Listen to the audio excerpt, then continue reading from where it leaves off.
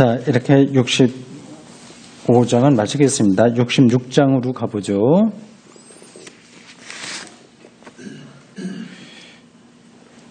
(1절부터) 4절까지 교독해서 읽겠습니다. 여호와께서 이와 같이 말씀하시되 하늘은 나의 보좌요 땅은 나의 발판이니 너희가 나를 위하여 무슨 집을 지으랴. 내가 안식할 처소가 어디랴.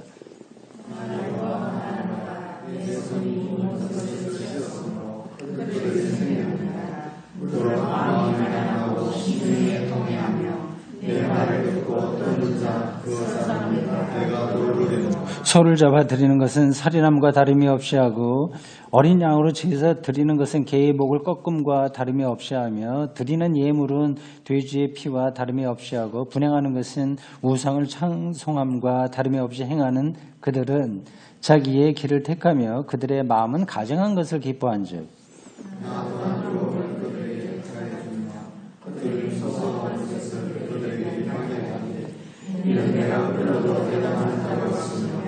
내가 말해도 그들이 듣지 않고 오직 나의 목소리를 쌓으려 하며 내가 끝까지 아니하는 것을 행하였습니다 하십니다. 아멘. 좀 복잡합니다. 이 이사야가 이런 말씀을 전할 때 시대의 배경 어땠을까 조금만 생각을 해보십시오.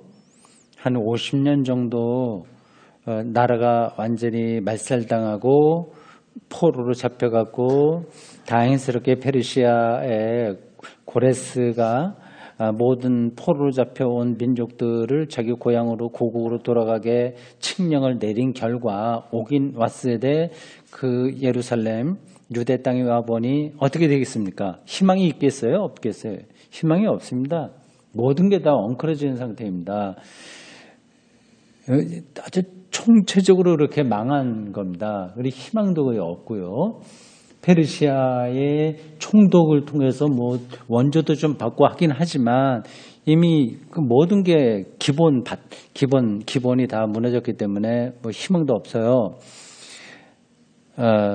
그래서 어떤 선지자들은 예루살렘 성전을 빨리 져야 돼 강력하게 주장을 했고요. 그게 이제 지지부진해지기도 하다 또 진도 나가다 막 그랬습니다. 그러니까 이해하기 좋게 좀 비유를 드리면 우리나라가 지금 뭐 새로워진다, 뭐 적폐청산이다 이거저거 하지만 그게 확 눈에 보이게 됩니까? 잘 안 되잖아요. 또 거꾸로 가는 것 같다, 나라가 좀 가는 것 같다 그런 것처럼 이 바벨론 포로 이후에도 사실은 그렇게 희망적인 것이 많이 없었습니다. 그래서 의견들은 중구난방 서로 충돌하고요. 일사불란하게 그 나라가 진행되지를 못했습니다. 그걸 전제하고 이 말씀들을 읽으셔야 돼요. 여기는 뭐 성전에 대한 이야기이고 그 제사를 드리는데 완전히 이방인들이 드린 거와 비슷하게 하고 그래서 이게 뭐 어떻게 된 거냐 그런 사회적 배경들이 여기 묻어 있습니다. 여기 담겨 있어요. 여러분들 나누들의 유인물로 조금 그걸 보충하도록 하겠습니다. 특히 이 부분이 좀 난해해서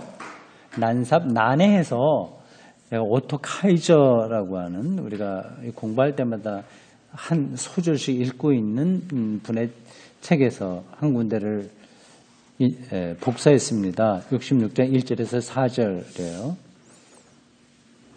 1절에서 4절은 한 덩어리를 이루고 있긴 하지만 견고하게 완결되는 하나의 문학작품은 아니다. 이렇게 저렇게 흩어져 있는 것들이 여기 모인 거예요. 1, 2절은 성전 건축을 다루는 그 자체로 완결된 말이다. 그 문장이 그렇게 딱 어떤 주제로 완결되어 있다고 하는 겁니다. 그 다음은 3, 4절 A 전반절에는 제사에 대한 말이 뒤따라 나오는데 이것은 예언자의 심판의 말과 비슷하다. 성전 자체만 얘기하는 게 아니라 심판이니까 조금 옆으로 나오는 이야기라는 뜻입니다. 4절 후반절은 일종의 부록이고 그 말들은 65장 12절 중반절과 후반절과 같다. 1, 2절 보겠습니다. 이 말의 의미에 대해서는 무슨 말이냐면 하늘은 나의 보좌여 땅은 나의 발판이다. 시편에 나올 만한 표현들이죠. 이런 것들에 대해서는 신학적인 논쟁이 벌어지고 있긴 하지만 1절 전반절, 2절 전반절, 2절 후반절이 본래 시편의 표현이라고 하는 것을 인정한다면 확실한 해석의 토대가 마련된다.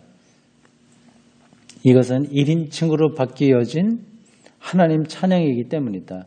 문장이 1인칭이 있고 2인칭이 있고 3인칭이 있죠. 주어가요. 이건 이제 1인칭으로 바뀐 하나님 찬양이라는 겁니다. 이러한 변화는 제2 이사야에서도 찾아볼 수 있다.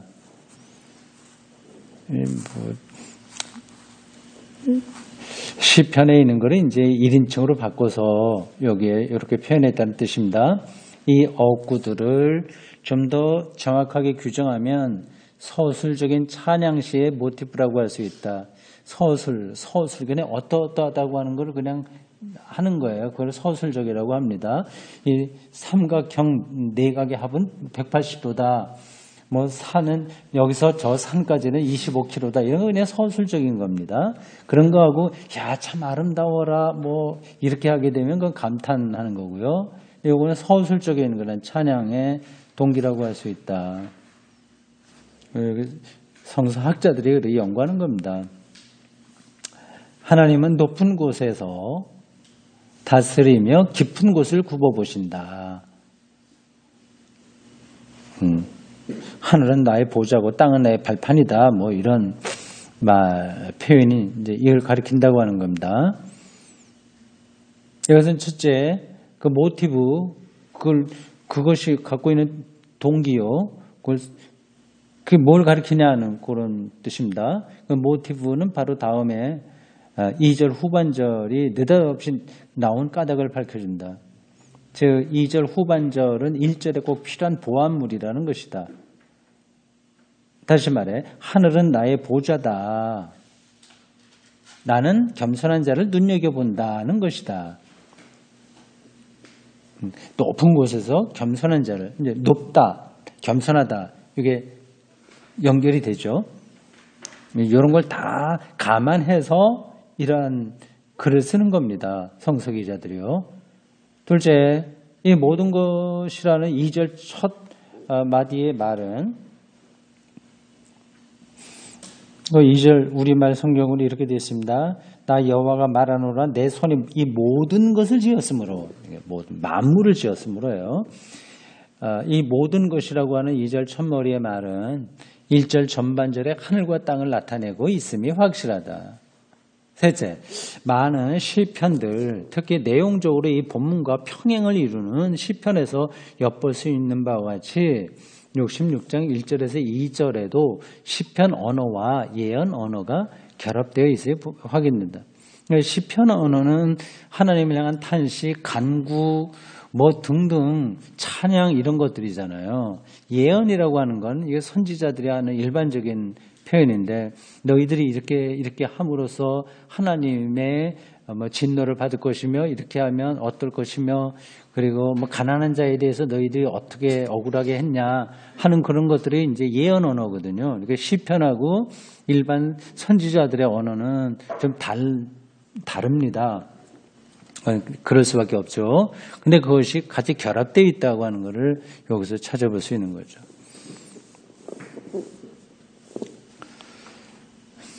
그렇다면 사마리아인의 성전 건축이든 사마리아요. 다른 종파의 성전 건축이든 어떤 특정한 성전 건축을 부정하는 논증을 여기서 추측해내려고 하는 시도들은 모두 거부되어야 될 것이다. 거부되어야 된다. 이렇게 신학자가 보는 겁니다. 그러니까 하늘은 나의 보좌고 땅은 나의 발판인데 너희가 나를 위해서 무슨 집을 짓고 내가 안식할 처소가 어디 있냐. 그러니까 그런 거 성전 질 필요 없다. 그렇게 무조건 그렇게 비판하는 것으로만 요거를 근거로 삼으면 곤란하다 뜻이죠.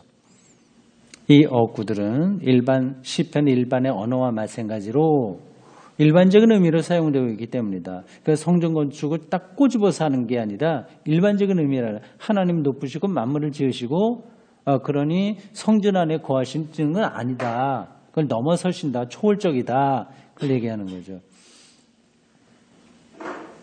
밀렌부르크는 신학자 이름입니다. 이제까지 이루어져 온 해석 시도들을 매우 탁월하게 총괄해 놓았으므로 이 해당 부분을 참조하는 것이 좋다. 그도 역시 필자와 똑같은 결론에 이르고 있다.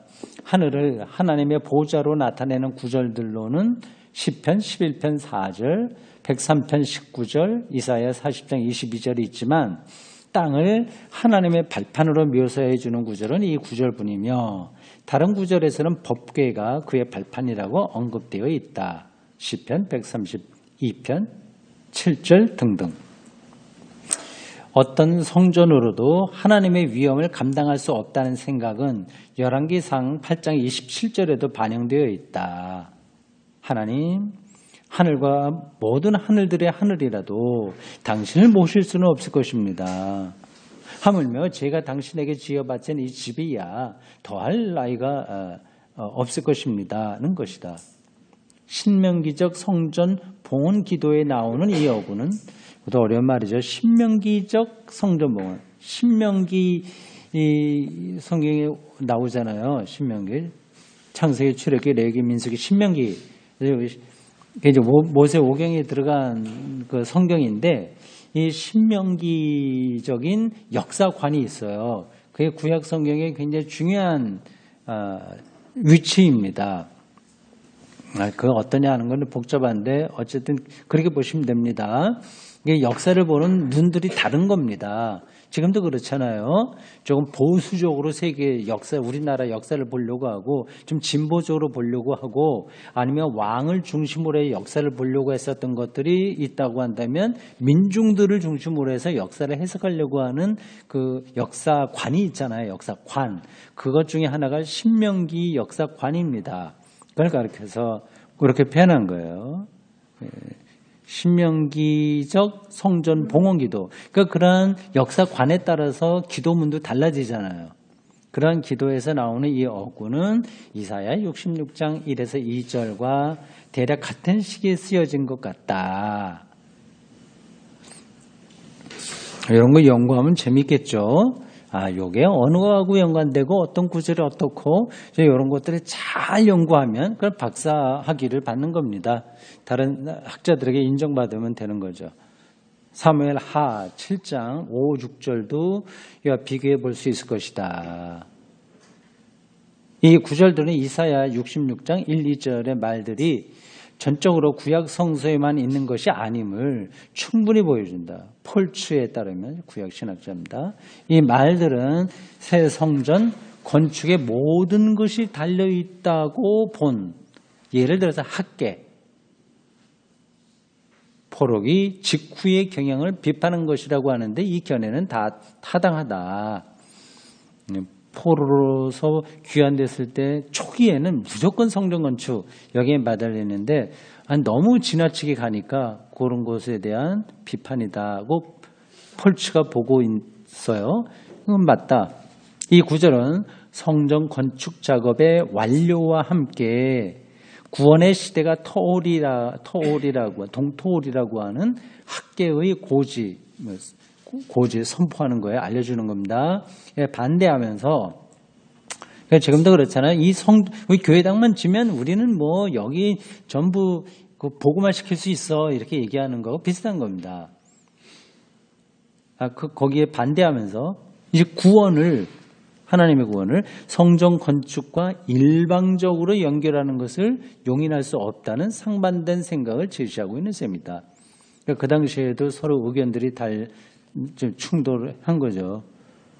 성전 건축하는 거를 무조건 반대한 게 아니라 거기에만 하나님의 구원이 있는 것처럼 말하는 거. 이걸 이제 문제 삼은 겁니다. 이 점을 아는 것은 꼭 중요하다.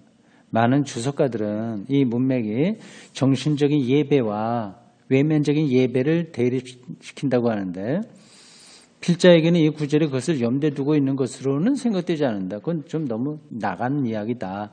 뜻이죠. 그러니까 성경 구절을 두고도 학자들끼리 의견이 참 분분합니다. 시편 9절에 2절 후반절에 내 말을 듣고 떠는 사람이라는 어구에 의해 확대되고 있기 때문이다. 이 단락 전체가 시편의 말로 표현되고 여기는 우리가 뒤로도 이제 읽어보면 나오지만 좀 시편적인 형식들이 좀 제법 돼요. 2절 후반절에는 하나님의 말씀이 강조되고 있는데 이것은 포로 기간 동안은 새로운 유형의 예배가 형성되었음을 시사한다. 재밌죠?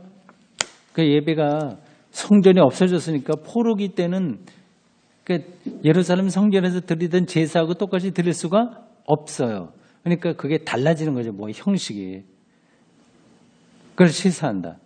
이 예배는 회당에서 생겨난 그러니까 원래 제사는 예루살렘 성전에서만 가능했습니다. 회당에서는 제사가 아니라 성경 공부하는 거죠. 예배는 회당에서 생기는 전형적인 말씀 예배다. 말씀 중심에. 그러니까 어떤 희생 제물 이런 거 없이 드리는 거죠. 하나님의 말씀과 하나님을 찬양하는 공동체 응답이 예배의 본질을 이루고 있는 곳에서는 하나님의 집이라는 거룩한 장소가 더 이상 예배의 절대적인 전제 조건이 되지 않는다.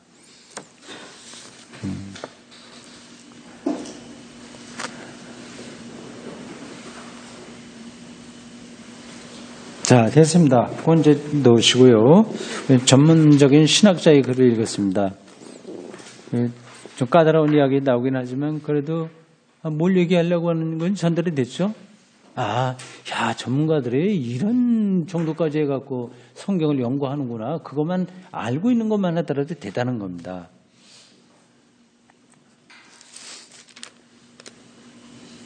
(10절) 보십시오. 66장 10절. 여호와께서 이르시되 내가 내 아이를 갖도록 하였으니 해산하게 하지 아니하겠느냐. 이게 다 비유입니다. 네 하나님이 이르시되 나는 해산하게 하는 이인즉 어제 태를 닦겠느냐 하시니라. 9절 읽었습니다. 10절 예루살렘을 사랑하는 자들이여 다 그 성읍과 함께 기뻐하라. 앞에서 새하늘과 새 땅을 이야기한 65장 17절 나왔어요. 65장 18절에도 기뻐하며 즐거워하라 얘기 나왔습니다. 여기도 또 다시 반복되고 있습니다. 그 당시는 기뻐하고 즐거워할 만한 상황이었을까요? 아니었을까요? 아니었습니다. 모든 게 풍지박산, 이거 어디서부터 손을 대야 할지 모르고요. 그랬습니다. 그러나 이제 하나님의 말씀을 선포하는 자들은 기뻐하라, 즐거워하라 이야기하고 있습니다. 지난 주일 대림절 셋째 주일에 설교 제목 기억하시죠? 노래하라였어요. 같은 뜻이죠. 다음 주는 이제 평화인데 이런 것들이 어떻게 보면 관념적인 것처럼 들리긴 해요. 근데 그 성경은 현실 생활하고 직결되지 않는 거 아닌가라는 느낌이 들어서 그렇습니다. 근데 그게 직결돼요. 어떻게 그렇게 직결되는가 하는 거를 설교자가 잘 설명을 해야 되는데 참 그게 간단한 문제가 아닙니다. 모두가 힘들어하고 있을 때 기뻐하라고 이 선지자가 지금 외치고 있는 거 아니겠습니까? 그런 사람들이 이거를 맞아 우리가 기뻐하고 즐거워해야지 했을까요? 그렇지 않습니다. 거의 대부분의 사람들은 이런 말 해도 잘 듣지 않습니다. 근데 선지자들은 되게 그러니까 고독하게 이렇게 선포한 거죠.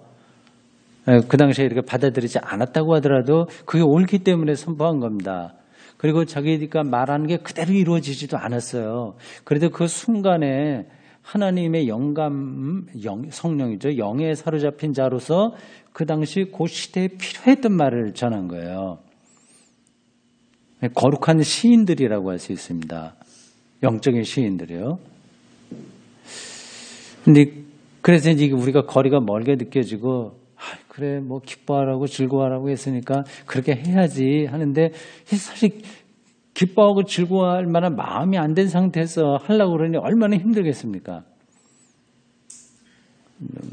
조금 그래요.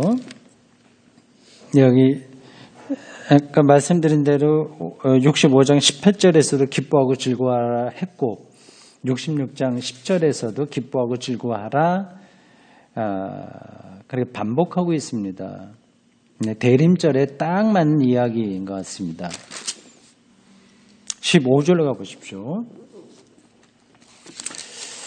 자, 66장 15절 보라 여호와께서 불에 둘러싸여서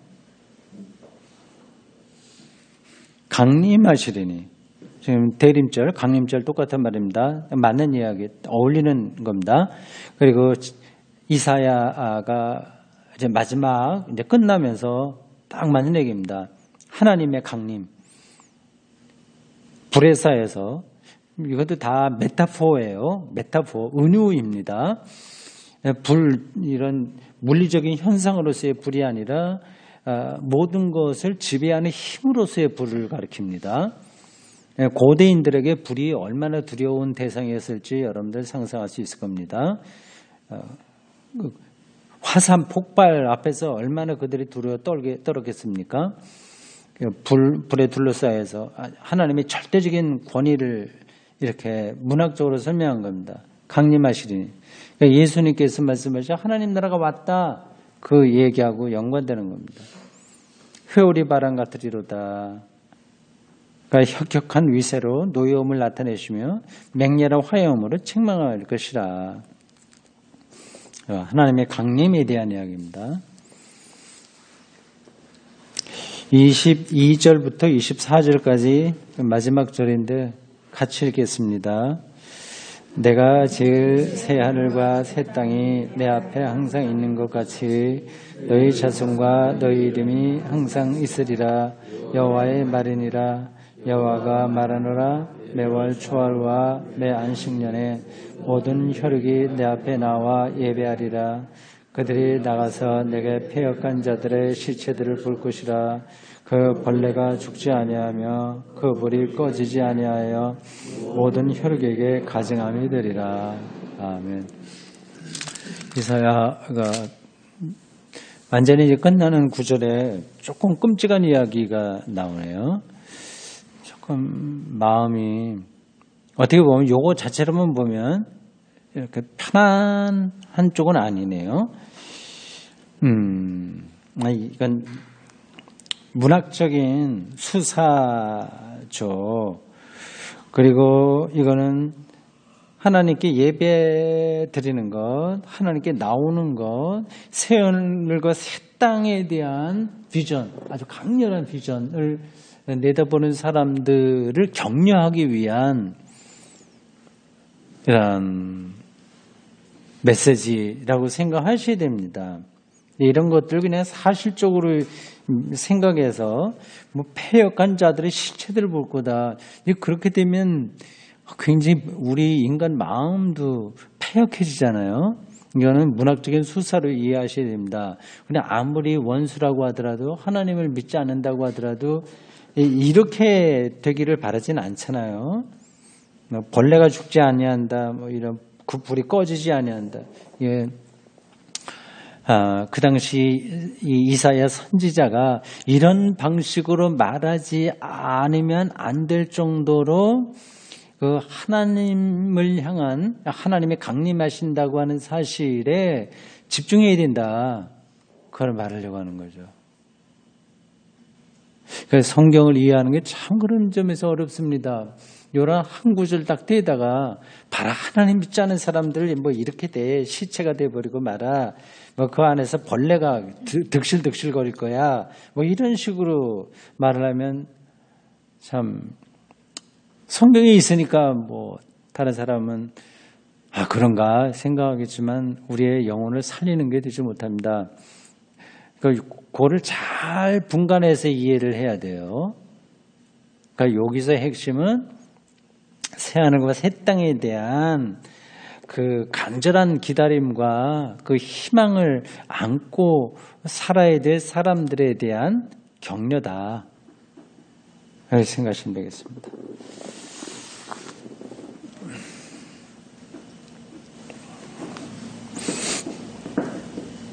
이렇게 해서 우리가 10달 가까이 이사야를 다 공부했습니다.